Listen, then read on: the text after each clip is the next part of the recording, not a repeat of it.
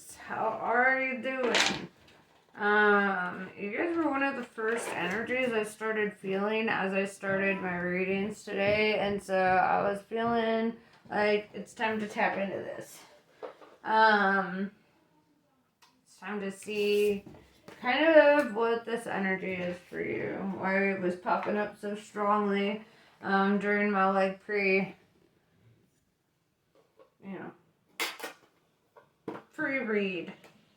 energy. Whatever. So, yeah, let's see. Little scorpions.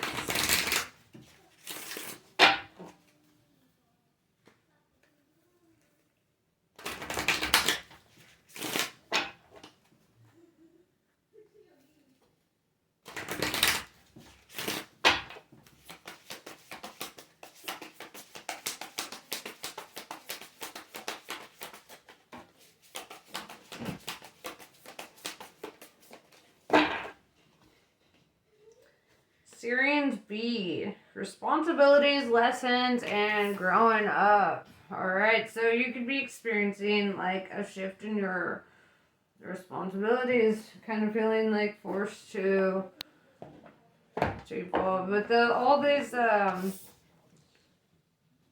it's funny because you see the mountains in the back, and that represents a lot of what you have to overcome.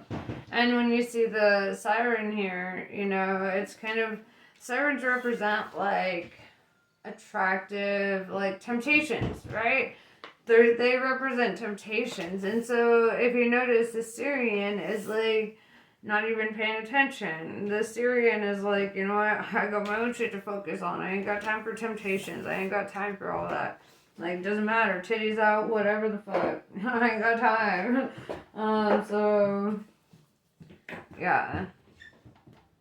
I think that's, you know, part of growing up, too, is, like, having to not pay attention to those temptations. Having to, like, have a little bit more regard for the decisions you make or what you give energy to, right?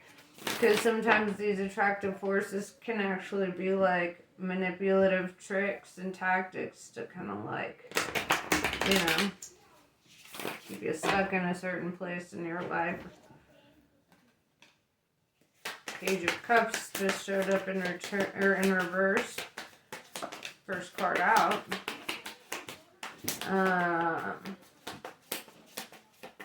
Three of Pentacles. This could be in regards to a coworker, roommate, some sort of like Three of Pentacles is like a connection built through money in some way. Not like the basis of this connection is, it's not like gold diggery. It's like you met each other at like work or something, right? Or through a kind of work. Networking or something. But yeah, Page of Cups in reverse. Three of Pentacles. It's like somebody, I hate the term friend zone. I don't believe in it, but somebody's feeling a bit friend zoned.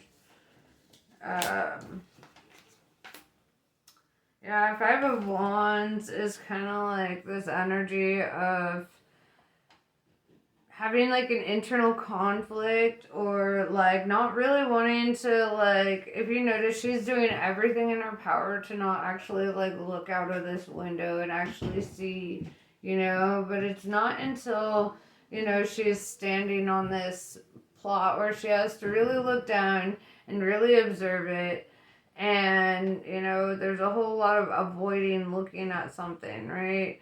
Looking at things from a different perspective. If you notice, the sky in her world is kind of like a peachy color. And then, like, you know, looking at this blue sky, it's almost like she didn't even want to believe that the sky was blue. She didn't even want to look. It's like, kind of like gaslighting themselves, you know? It's kind of like this, what is that term? It's like willful ignorance, right? That's what it is. Not wanting to see that the sky is blue. Not wanting to look at another perspective.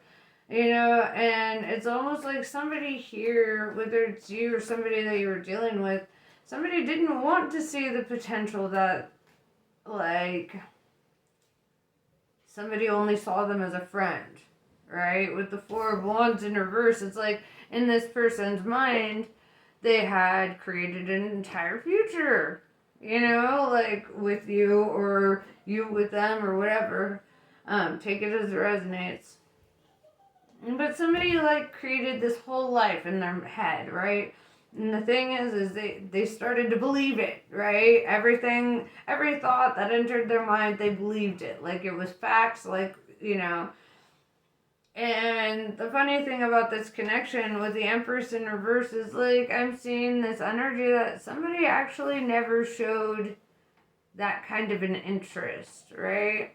It's like somebody actually never really showed up trying to build something with this other person or trying to have, it's almost like this expectation that somebody had created in their own mind.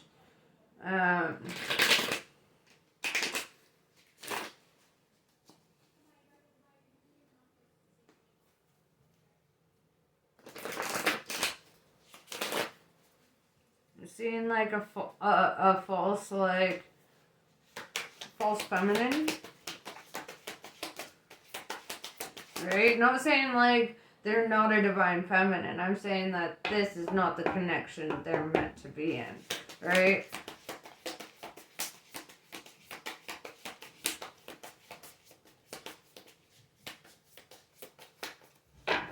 Three of Wands. Yeah, there's this energy of like waiting for somebody to change their mind, waiting for you to basically get what you want, or somebody's waiting for somebody, in some way. And here, let me tell you something from my own personal experience. I'm an Aquarius. We're famous for it, right? For the weight gain, right? We find the one person that is the least attracted to us and we obsess over them for like 10 years. It's fun.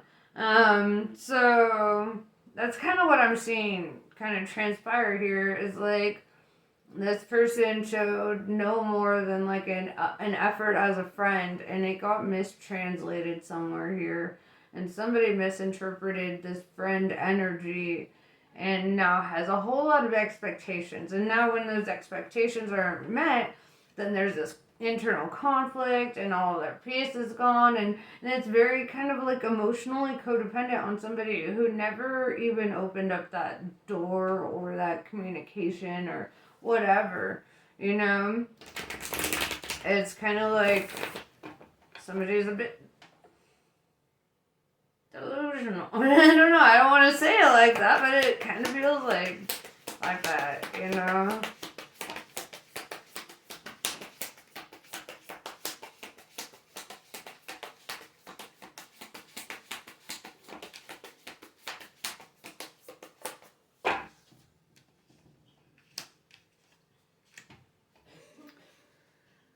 Six of Cups, this is like reminiscing over all like the cool memories you had with them, really thinking them over. But while you're sitting there doing that, it's like you're ignoring the harvests that are right in front of your face, right? With the Seven of Pentacles in reverse. It's like you're ignoring what is right there and what is attainable and, because you're just hyper fixated on this past thing or this thing that had no intention of evolving into anything, right? Missing opportunities.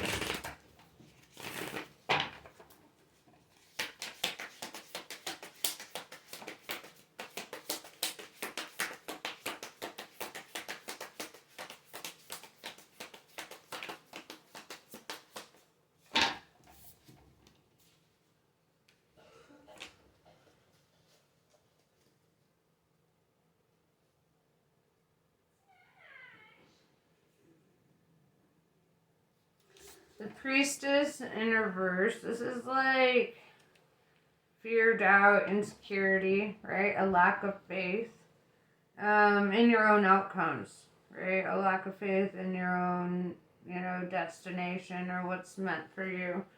With the Page of Swords in reverse, though, this is the energy of like somebody learning how to outgrow a jealous mindset, right?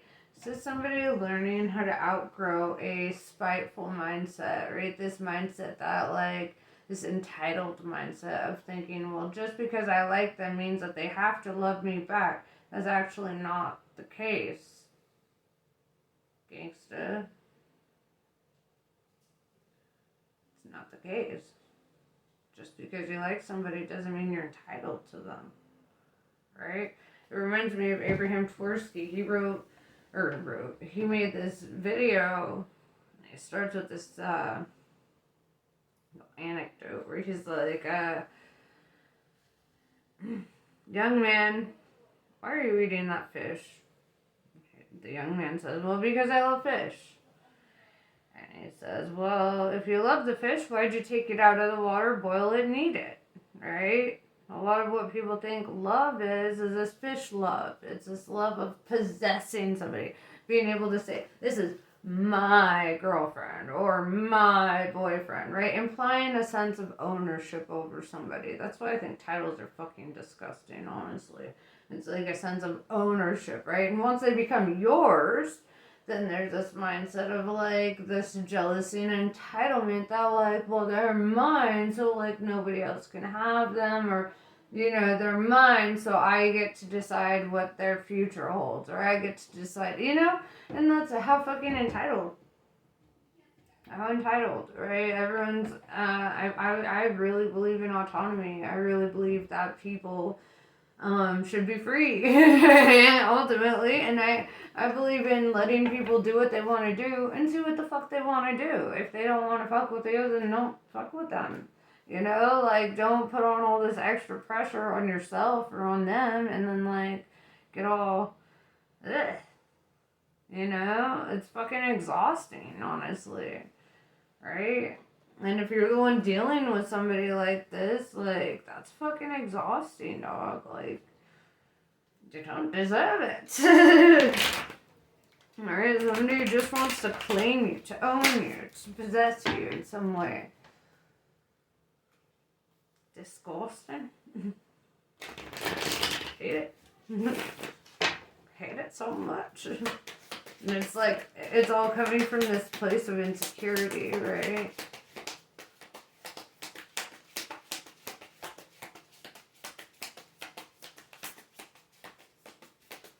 And Six of Swords in reverse. It's like there's this energy of not cutting them off. It's like you might understand. I kind of feel like you're the person dealing with this person. Because with this person that's kind of like emotionally just clinging, right? Clinging hard. With the Six of Swords in reverse, it's like this energy of feeling like this fucker just won't leave me alone, or this fucker just won't fucking give up and go on their own way. They're just trapped and kind of like going back and forth, and it's kind of annoying from the perspective that I'm seeing it. It's not like cute or helping the case at all, right? For all your cross watchers. Yeah, so we have Two of Swords. Somebody is being very, you're being very emotionally guarded at this time. You're not just throwing your heart out to anybody who wants to lay claim on it, right? Ten of Pentacles in reverse tells me you may not even want the same things in the same community or in the same circles, right? It's like you may be on a completely different chapter of your life, right? Five of Pentacles in reverse tells me that you're at this point of really being done with people who just disappoint you or have like a lack mindset, or people who are not awake, right? With the awakening in reverse, people who are still fucking asleep, right? Because I see you kind of looking in on this person who's asleep and being like, you know, like having this energy of like wanting to save them from their aloneness, from being all cold and alone and desperate and whatever. Like there's a sense of wanting to save them regardless of how much you don't want what they want, right? And the reason I feel like you're that person with the Page of Cups in reverse is I feel like maybe at one point you thought maybe, but it's like the persistence of this person and the need to just like kind of have dominance over you in your life was too fucking much, right? And you're just a bit over it.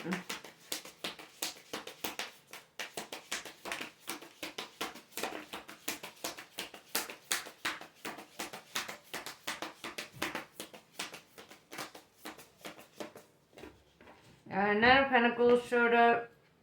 It's time to focus on your independence, your financial stability, and how you can grow on your own. And really kind of step outside of connections like this, right? This is one of those cycles I feel like Mercury retrograde is bringing up to help you change so that you don't end up stuck in those again, right? Yeah, Ace of Swords tells me that you're taking action in a new direction. You're embarking on something new. Whether there's obstacles or whatever, with the owl that represents wisdom, that will help guide you over these obstacles, which are the mountains. And I see the Tibetan prayer flag, right? Which, and her, right there, actually, I love how it's pointing to her actual third eye, right? Which is the pineal gland, and towards, like, the back of the head here. And what I'm seeing here is, like, somebody really using their third eye, taking that wisdom from the divine, you know, probably perhaps meditating, perhaps getting closer in their spirituality. But really being able to fly over these mountains because of the guidance that you're taking at this time. So,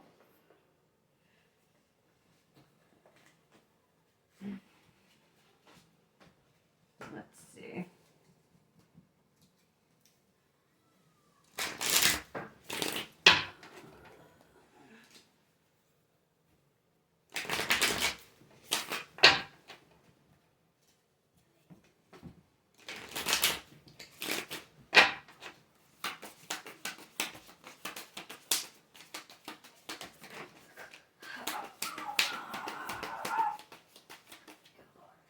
Dakshina Kali.